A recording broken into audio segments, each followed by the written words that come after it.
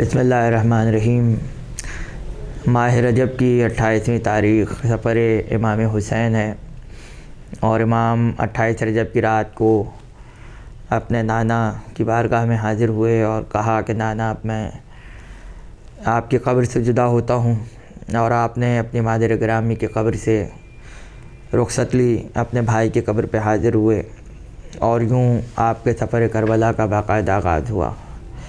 28 رجب کی تاریخ کربلا کے واقعے کا آغاز ہے باقاعدہ طور پر، اور یقیناً ایک سوگواری کی کیفیت جو ہے وہ قائم ہو جاتی ہے، اور اس تاریخ کے بعد سے پھر محرم کا انتظار شروع ہو جاتا ہے۔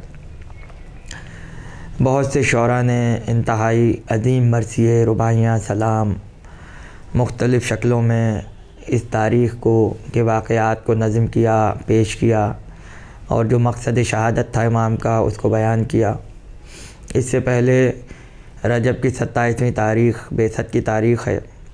اور اگر غور کیا جائے تو بعثت کی تاریخ یقیناً بلا فصل ہے امام کے سفر کی تاریخ سے، چونکہ جو مقصد بعثت ہے، جو مقصد بعثت رسول ہے، اسی کو امام حسین کربلا میں بچانے کے لیے گئے تھے۔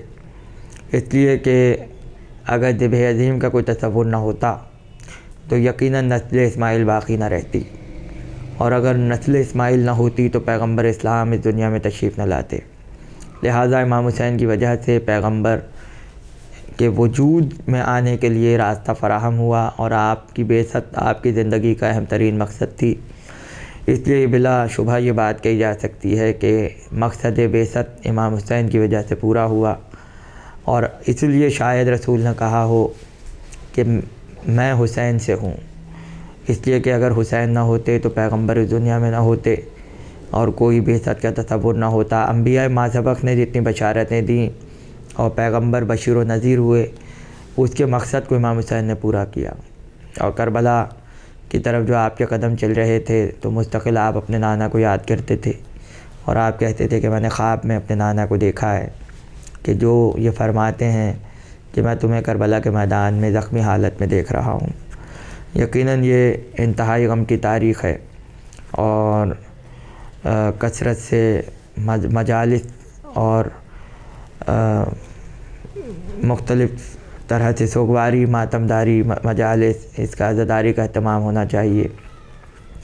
اور بارگاہ امام میں خراج عقیدت پیش ہونے چاہیے۔ انتہائی متشکر ہوں قائم چینل کا، جنہوں نے ہر موقع پر جو ہے وہ محبتوں کا ثبوت دیا، اور جو ہر ولادت اور شہادت کے موقع پر یا کسی تاریخی مناسبت کے موقع پر اس طرح کے پیغامات اور اس طرح کی گفتگو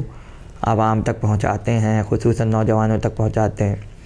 خدا ان کی توفیقات میں اضافہ فرمائے۔